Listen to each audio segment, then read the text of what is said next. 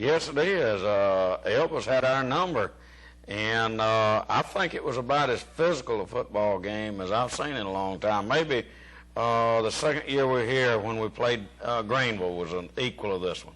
Coach, we got after them, and I know you was talking to Booster Club tonight. We had another good meeting tonight at Booster Club, and we missed all of you wasn't there, but we had a good one. And Coach, you was telling us about had a little talking with them at halftime, but I tell you what, I don't know what you said or what happened, but in the second half, Coach, we came out and we really stuck Elba, and I think they knew it. They did, and we came out and seemed like we were just playing not to make mistakes and not turn loose. And when you play not to make a mistake, you're just going through the motions. We told them just go for it. If you make a mistake, make it at 120 miles an hour. That's right. And Coach, anytime you play Elba, had a good crowd. I think we probably had a good gate again, and it's just always fun to play Elba, isn't it? Yes, it was, and there was a good crowd at that game. Our folks had a good crowd, and the bands put on a good show. It was just a great night. That's what you really get. You know, everybody talks about games. You know, you can go back and look at some of the college teams. You know you're going to win every week and you expect to win. But, Coach, I guess it's not funny to you, I know, but we sit back here and our Bobcats, when they go on the field, we know we got to fight every night because we don't have any breather on the whole schedule. That's right. If we had a breather, it was Bullock, and nobody from here down, it's going to be a dogfight every time we take the field. And we tell our players, you cannot look any further than the next Friday night, and you're going to fight and scratch for your life in that one. You talk about people getting up every morning, going to work, wondering what's going to happen. Coach Willie ain't got anybody but Greenville, and they got beat by the #1 team in the nation, Robert E. Lee, which they shouldn't have been playing. It headed them 7-6 at the half. Then he got Pike County, #2 team in the state, Daleville, #1 team in the state, and T.R. Miller, undefeated 5-0. Hey, Coach, that's what do you do every night? Try to think of something else. I won't go crazy. Crazier. I started saying, Judy, every time when you come out, I bet you don't want to talk football, do you? No, she said, just please don't talk football. Hey, Coach, I tell you, I don't know. I know we're 4-0 right now, and I know some people, you know, that when you be 4-0 and you kind of get to wonder, why didn't we do this or why didn't we do that? That's, you know, Coach, that's the amazing thing about fans. I know that some of them went up watch a game this weekend and all, and maybe they went behind and then came back and won, but mad because they go behind. But you know, when you win, and you ought to be just happy each is win by 1 point, 2 points, or whatever. We'll take them by half if you win by that, just so we hate you. Yeah, we're 4-0, and that's a lot better than when you know we've been a while. You know, so and now then, Coach, we got a schedule. I will say congratulations on Friday night. I know that was a big win for you because, Coach, I guess we've been looking to Elba for a while, haven't we? Yes, we have, and it's kind of been a weight around our neck. You know, and I think part of that was a problem in the first half. We didn't turn loose. We didn't play with reckless abandon, as they say. We just kind of looked like we're trying to keep from getting beat instead of trying to win. And I think in the second half, we went out to play to win. Yeah. And, Coach, you know, last year we was out in the ball game, and then all of a sudden, the second half, I believe, they put us away. They blew us away. Yeah. And then the year before that, we won, or the year before that, too, we went down right to the end, and we fumbled on 1 or 2 yard line, and we had the game won if we scored, and they beat us about 20 points. But, you know, you've always said that the odd people, just something happened that game. Some reason we can't get by it. But maybe now then, Coach, I'm getting tired. You know myself, I like to talk about Andalusia myself. But now that we got by Elba, we can look at Andalusia for our next, well, not big game, but what I'm trying to say is the foe that we really look at. The rivals here, yeah. I found out, you know, but I listened around, and I'm not sure now that more folks had rather beat Elba than they had Andalusia. You know, just everywhere I went all last week, we're going to beat them now. Oh, that's been, well, since we've been beating Andalusia, that's what the people I want to do is want to beat Elba. I like to get myself in a bind there by saying the next rival, because we got some big games before then. I know you was looking at, and I think I saw you looking at it corner of your eye, and you want to say, hey, what about Pike County and Dale right area game? I felt like you were saying that. But, Coach, that was a big one, and people were happy.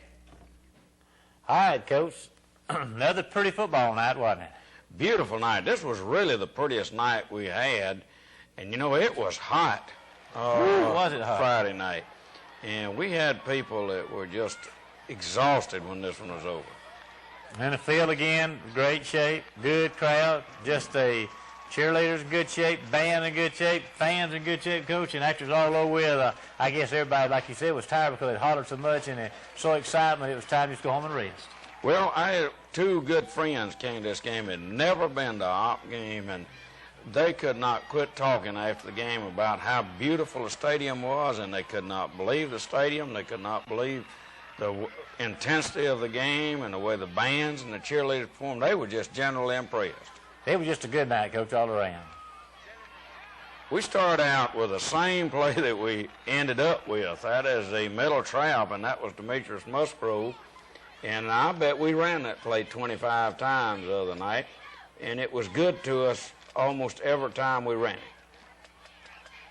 We're coming back with it a second time in a row. Made a lot of mileage out of it Friday night. Coming with an option here. We rolled off a block. Now, we moved the ball down pretty good right to start with. Ball inside the 45-yard line on the 43. They won the toss and gave us the ball first. They felt like they could hold us in check.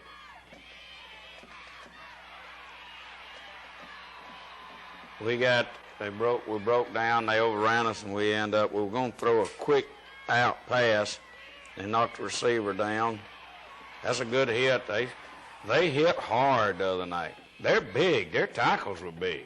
And, Coach, they got a better ball club than a 1-3 record, too. Yes, they do. Now, this is something that we put in, and we just couldn't catch up with it. We hadn't run the halfback pass before, but we hoped we could catch him early with that, and he was open. We just overthrew him. Bingo. Didn't wave for a fair catch, so go ahead and take him on down. Now, they popped right through the middle, too. We figured that's where they were going to attack us. We worked all week to stop the middle, and I was beginning to wonder, about to start with, if we'd done much of a job.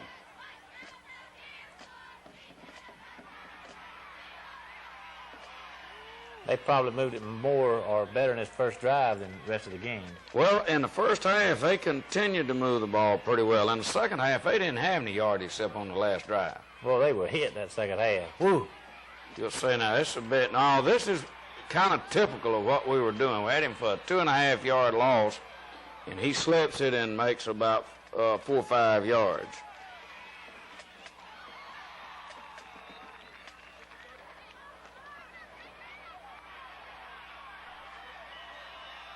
First down, 33. We got a penalty that hurt us along in here, and here's the reverse, and we got caught inside. Man, they had a good drive on this one. Second down and 2. This is a big play. Brock Ballard comes down here. That was a tremendous play. He broke through, and we had a lot of other folks, but that quarterback still got that football away. Lost about 3 yards, so now it's third down. We got a penalty right here. We knew they were going to run that play, but we didn't mean to hold him. They're down there knocking on the door.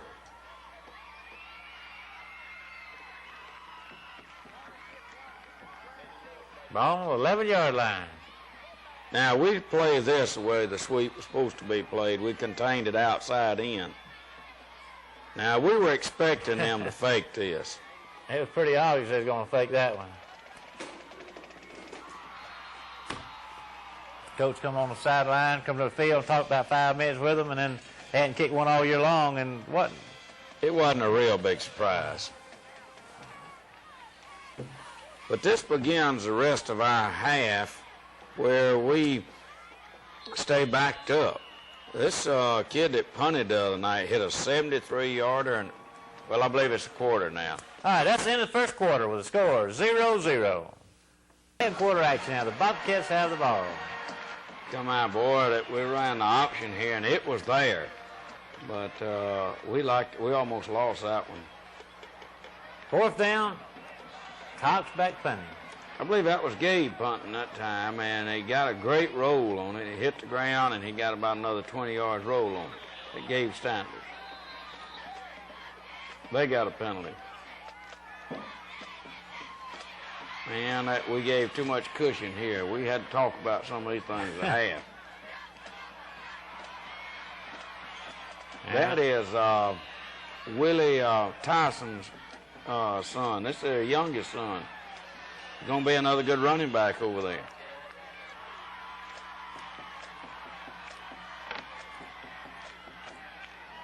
Their fullback romping up through there. That's a big kid. He weighed about 210.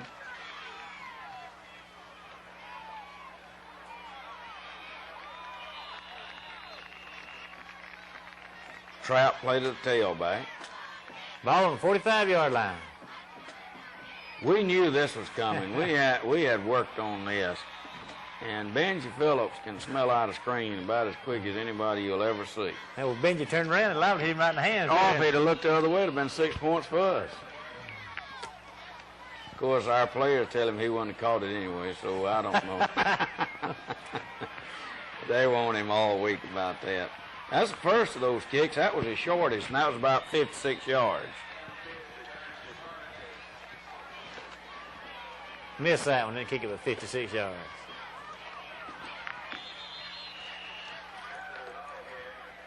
We had to be real conservative here.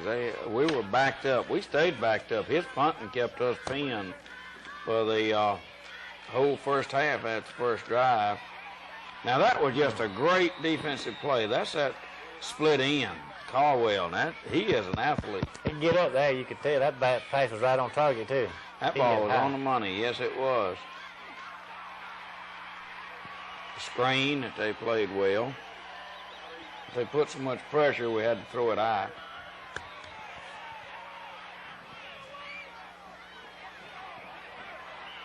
This youngster picked that ball up with us all around him. We thought we had a chance to get that one. Troy boy did that one night, too. That one was up there. Yeah. The sweep. As you see, they moved the ball pretty consistent in the first half. Now we played the fullback.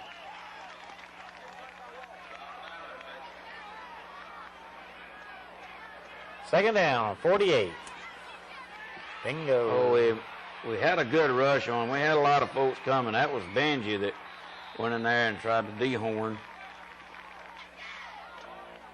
This is a shotgun.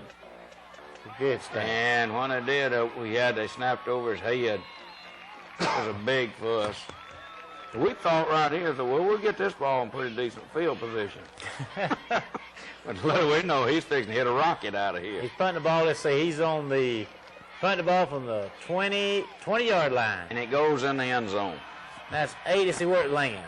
Lands on the 10, 15-yard line and goes in the end zone. So that's 85 yards in. That's 85 yards from where he punted when it stopped. Man, he put our backs to the wall. 85 yards. That's pretty good punt. He was a surprise weapon now. We wasn't expecting him. It was his first game to punt. Now, there's that middle trap again that we got so much yardage out of all night. I guess we ought to ran it every play. We just about did in the second half.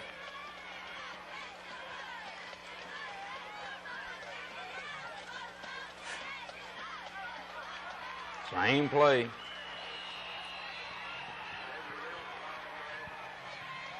Elba didn't really adjust to it at half either, did he? We ran it better in the second half than we did the first half. We adjusted a couple of blocks, and we did a better job. We started carrying it right all the time for the way they were lining their people up. Oh, man, we almost lost that one.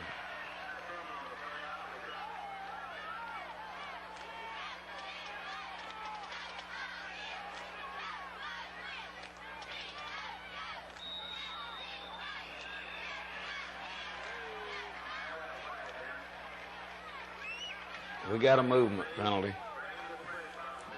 Ball on 25-yard line.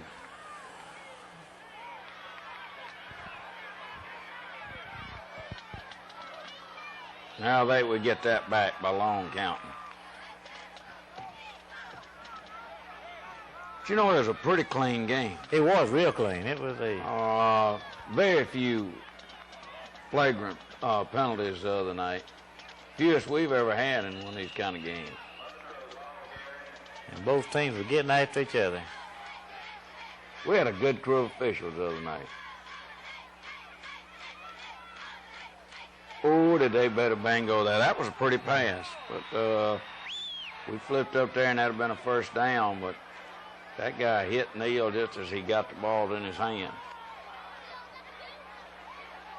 Another good roll. Ball on the 30-yard line. Elba will have it 1st and 10. That's that fullback again.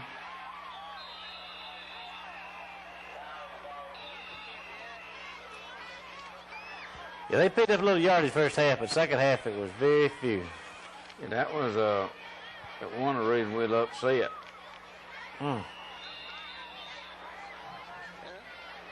There he goes again.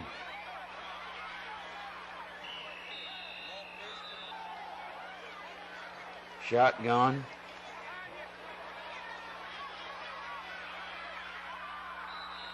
We almost picked that one off, but that's the last play of the half. All right, that's the end of the first half. I guess we missed the kickoff, but we had a pretty good hit on. No. Well, that's what I'm saying. We got them. All right.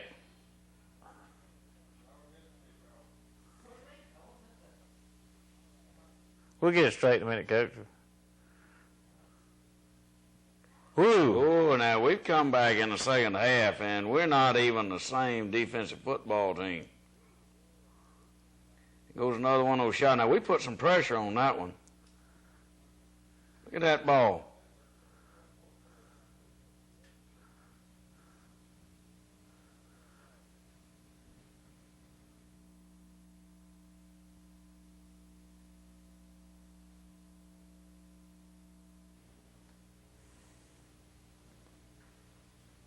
There's that fullback play again, that fullback trap. We just decided to stay with it till somebody did something about it.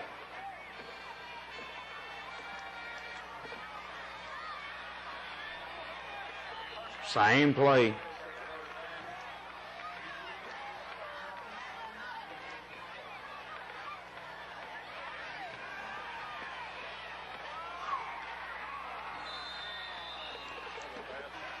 Incomplete pass. Boy, folks are covering Neal. This is another screen. This one, and of course, he knows it. We've been over it and over it. That one should have been carried to the outside.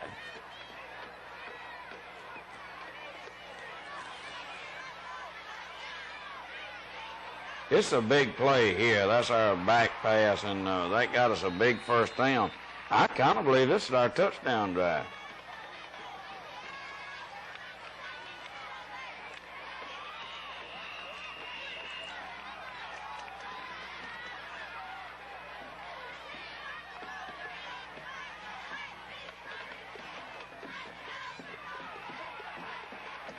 Well, they stopped the fullback trap then. This is a special play we had in that they hadn't seen. Got a good block right there by Kenneth Edwards. Cam slips off and makes a good chunk of yardage out of it. We had to have that. This is where we go. Yeah, we go for it. That's Demetrius carried it in, got 2 or 3. That was a big play. This is this is fourth quarter. This is our touchdown drive here. There's that trap again. Now do you believe Demetrius is running that ball hard there? Good blocking in the wall. I can tell you yes, that was a good hole. We come back, and this is Reynolds sticking it up in there and getting about 3 or 4 more. They're beginning to crowd the middle now. Both of them are running hard, too. All of our backs are running hard. And the line did a good job blocking, Coach. Yes, they are. This is a daylight play, and that was Jason Stoudemire, and we had a good kick-out block. Line had a good hole there. Now, this is where we caught them by surprise. We needed yardage to get the first down, and we run on first down from an up position. And that was 4th down? Yeah, that was the second 4th down. We made another first here. We jumped in. Got a big. That put us back 5. Now they're in the middle. And see, we see them bunching in the middle now. So we're going to start attacking on the outside.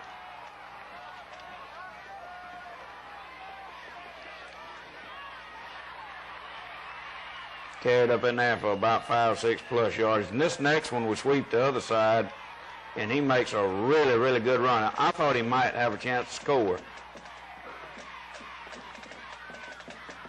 He hits this one in and bounces it to the outside. Good yardage.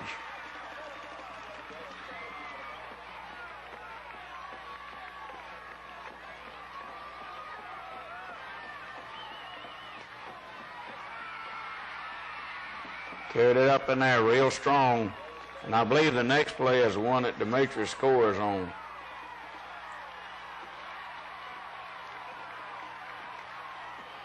We still ran the trap at the goal line.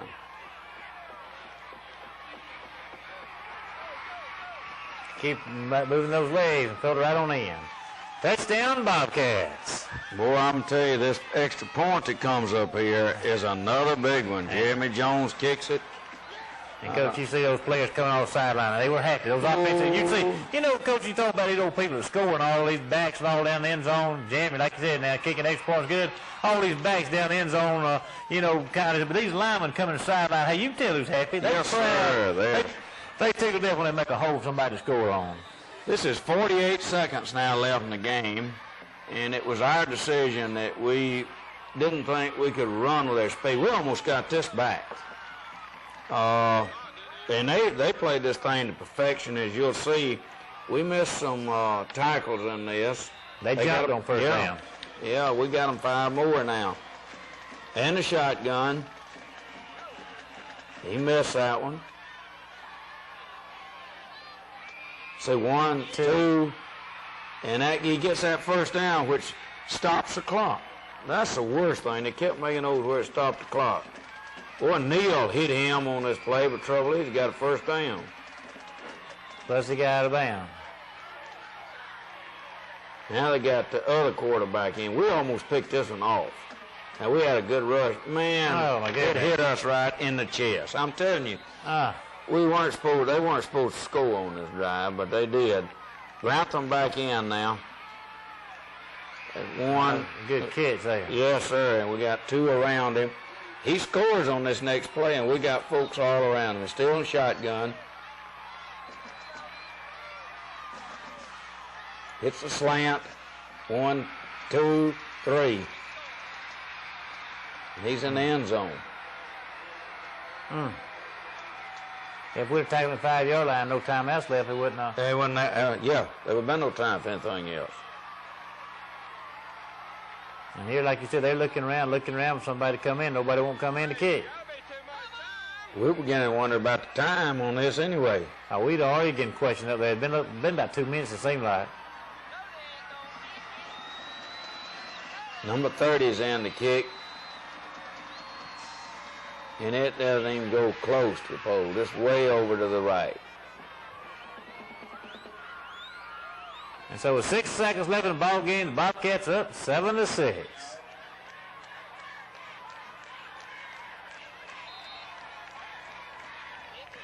The onside here. What happened is they grabbed the ball before it ever went 10 yards. All we got to do now is just down it and make sure we don't do anything to lose it. And that's exactly what we do.